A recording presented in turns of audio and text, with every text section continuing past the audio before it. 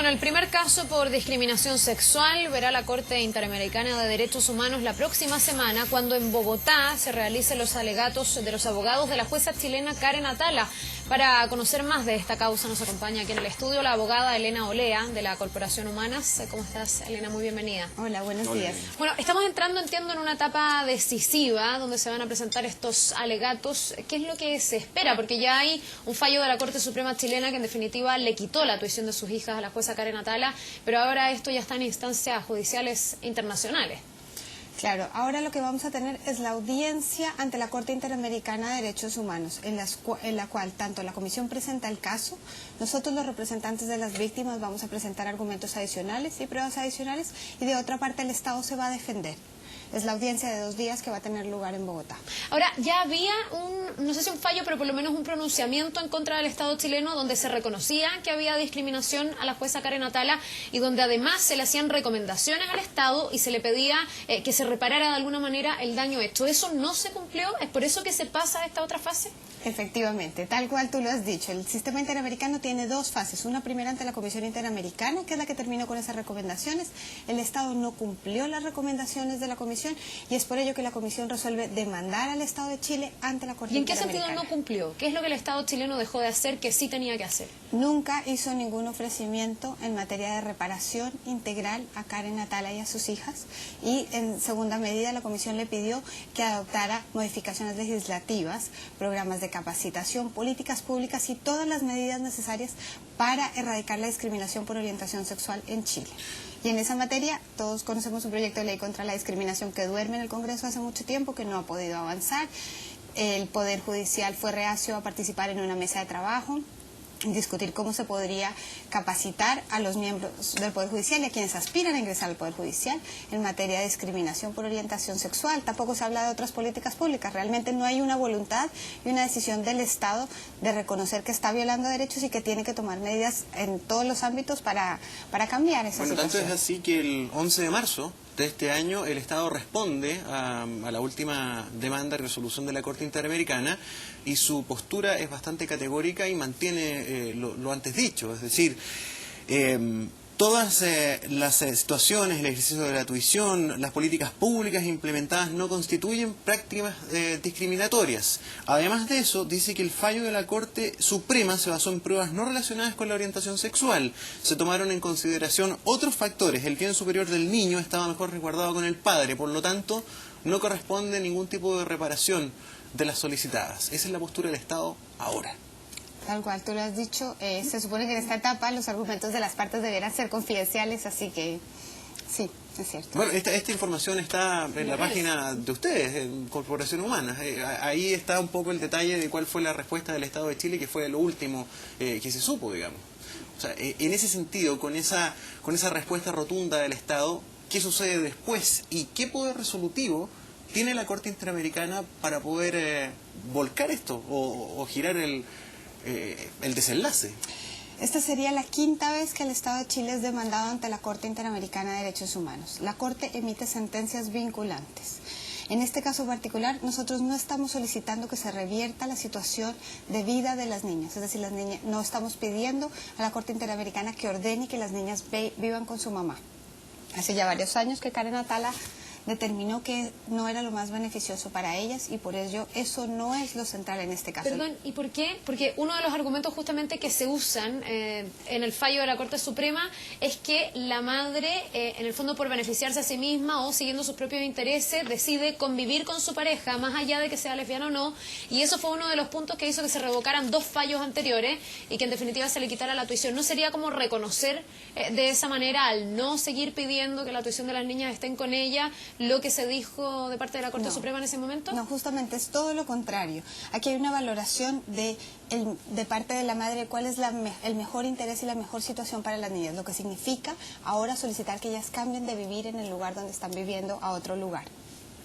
Lo que es interesante el fallo de la Corte Suprema y el argumento que tú haces referencia es que no se valora de la misma forma que una persona establezca una relación heterosexual que una relación homosexual.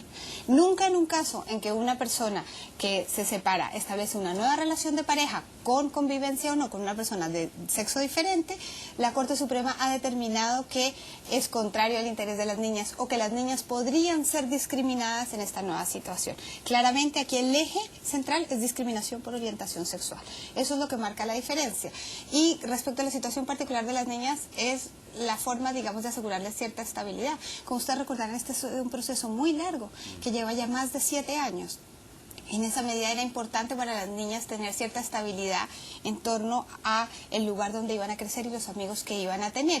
Y es justamente por eso, por privilegiar su mejor interés, que Karen ha resuelto, digamos, con muchísimo dolor, por supuesto, aceptar que esa es la situación actual. Y el juicio hoy día está radicado en todo lo que es el tema discriminación. Discriminación por el género. Digamos que la discriminación por orientación sexual es el elemento central del cual dependen las otras violaciones de derechos. Exacto, que se pero ya en el 2009 la Corte Interamericana demandó al Estado chileno por discriminación. La comisión demandó ante la Corte, sí. Claro, y estamos en el proceso hasta la sentencia. Exactamente. Y el caso de que la comisión resuelva en favor de la jueza, ¿qué ocurre en la práctica? Bueno, lo central para las 3 organizaciones que estamos trabajando en este caso, porque lo litigamos Corporación Humanas, Libertades Públicas y el Centro de Derechos Humanos de la Universidad Diego Portales, es lo que los abogados de derechos humanos llamamos la garantía de no repetición, que son todas las medidas que el Estado va a tener que implementar para que no vuelva a ocurrir un caso como este. Es sentar una jurisprudencia y una nueva institucionalidad para que esto no vuelva a pasar. El Estado tiene que adoptar todas las medidas necesarias para que nunca más una madre o un padre puedan perder la tuición de sus hijos por el solo hecho de su orientación sexual. Y para eso, ¿qué se debería crear en este país para que esto no vuelva a ocurrir? ¿Qué es lo que falta? Bueno, lo que nosotros pedimos es modificaciones legislativas, pedimos políticas públicas, pedimos capacitación del Poder Judicial, pedimos una serie de señales que claramente establezcan que no se puede discriminar por orientación sexual. Y también se pide una reparación. ¿Esta reparación en qué consiste? La reparación tiene varios elementos. Hay desde una reparación simbólica, en el cual la sentencia en sí misma es una forma de reparación. Le pedimos al Estado chileno que reconozca esa responsabilidad en un acto público y pedimos una indemnización monetaria que sobre todo se relaciona con el daño psicológico causado con la decisión. Se acaba de introducir un proyecto de acuerdo de vida en pareja, lo acaba de enviar el gobierno, donde se reconoce frente al registro civil la convivencia, digamos, o la unión civil, tanto de parejas heterosexuales como de parejas homosexuales. Debiese haber ido ahí explicitado, pensando en las medidas que podría haber tomado el Estado chileno, qué pasa con los hijos en caso de que se produzca su unión civil entre parejas homosexuales. Yo creo que no, ese no es, digamos, el proyecto legislativo idóneo para que se trate este tema. Hay 2 proyectos legislativos que están en el Congreso que son centrales. El primero es la Ley contra la Discriminación, que como dije hace un rato lleva bastante tiempo en el Congreso, ha estado muy entrabada. Justamente uno de los elementos de discusión ha sido si se incluye o no la orientación sexual y la discriminación por razones de género dentro de la definición de discriminación. También ha sido ampliamente discutido el mecanismo judicial que se establece y la consecuencia de discriminar. En esa medida, en algunos momentos la ley se ha visto muy debilitada y pareciera ser que el proyecto que sale al Congreso en el fondo va a tener un carácter simbólico, pero ningún efecto práctico. Lo que nosotros queremos es una medida legislativa que tenga efecto práctico. De otra parte, hay varios proyectos legislativos que discuten la modificación del artículo 225 del Código Civil, que es el que se refiere a la tuición de los hijos, porque hay sectores muy importantes que consideran que debe modificarse. En Chile se establece que en caso de separación los hijos van con la madre. Lo que se quiere es que esa no sea la única vía. O la presunción legislativa, sino que haya la posibilidad de que los hijos vayan con uno u otro, y allí también podría incluirse expresamente que la orientación sexual de la madre o del padre no es razón para que sean privados de la tuición. ¿Y qué pasa con la opinión de los hijos? Porque en este caso las hijas de la jueza Tala, por lo menos una de ellas ya es bastante grande, tiene 17 años, podría eventualmente dar su opinión respecto de si quiere estar con su madre o con su padre, y las otras niñas tienen 13 y 11 años. ¿No se les pregunta a los menores? ¿Con quién quieren estar? Así debe ser, así lo establece la Convención sobre los Derechos del Niño y así se lleva a cabo la práctica en los juzgados de familia. Porque en este caso se hizo. En este caso se hizo en primera y en segunda instancia y se incluyeron numerosas pruebas que así demostraban que las niñas tenían una preferencia por vivir con su madre. Y sin embargo, cuando la Corte Suprema, mediante un recurso extraordinario de queja, evalúa el caso, considera que hay otra valoración de las pruebas que debe hacerse, nunca escucha a las niñas, con lo cual esto es un elemento importante, violatorio así de sus derechos, y determina que deben irse a vivir con el padre. ¿Cuándo debiésemos tener ya un fallo en este caso? La Corte se demora algunos meses después de la audiencia para dictar su fallo. Tiene también relación si hay un voto disidente. En tal caso, los jueces del voto disidente tienen que tomarse unos meses adicionales. También puede haber un voto concurrente detallado. Así que nosotros estimamos que alrededor de marzo del próximo año debiéramos tener una sentencia. ¿Y el Estado chileno puede apelar, por ejemplo, en caso de que sea un voto dividido? La Corte Interamericana de Derechos Humanos es la última instancia y sus fallos son vinculantes, es decir, son obligatorios para el Estado de Chile y su incumplimiento es objeto de discusión en el contexto de la Asamblea General de la OEA.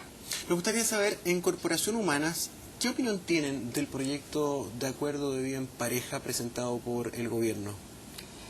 Mira, la verdad que yo creo que no tenemos un pronunciamiento finalizado en este momento. O sea, nosotros consideramos que lo idóneo y lo deseable y lo que no tiene justificación es que todas las personas no tengan derecho al matrimonio. Justamente el Tribunal Constitucional está muy pronto a sacar una decisión en ese sentido y probablemente allí se aclare esta situación. De allí en adelante hay que analizar el proyecto presentado por el gobierno con mucho detenimiento y aún no tenemos lista la minuta legislativa en esa materia. Algo se ha conocido en términos generales, pero ¿es un avance o no es un avance el hecho de que por último se abre una puerta para que las parejas que de hecho quieran legalizar o normalizar esto lo puedan hacer no solamente en una notaría, sino que también ocupando el registro civil como una de las alternativas para hacerlo?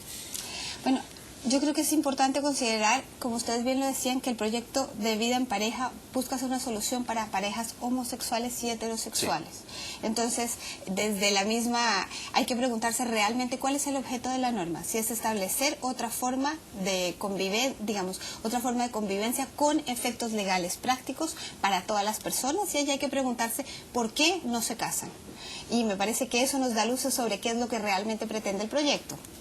Esto se hable como una opción para heterosexuales y homosexuales, pero efectivamente es solamente una respuesta para las demandas por el derecho al matrimonio de la comunidad homosexual, o realmente estamos hablando de otro proyecto que resuelve otras necesidades, y otras preocupaciones de la sociedad que aparentemente el matrimonio no estaría resolviendo, porque cada vez vemos que un número menor de personas se casa y eso puede tener el vínculo con otros temas, por ejemplo, como el de la sociedad conyugal, que es otro proyecto legislativo que también está pendiente en el Congreso. Hay muchos proyectos pendientes. Bueno, nos vamos a quedar muy atentos a lo que va a ocurrir con esta última instancia ya en el caso de la jueza Karen Atala y que es en definitiva lo que determina la Corte Interamericana de Derechos Humanos. 23 y 24 de agosto la audiencia. 23 y 24 de agosto la audiencia. Sí. Muchas gracias, Elena. Muchas gracias. Que vaya muy bien. Buenos días. Gracias, buenos días, Elena.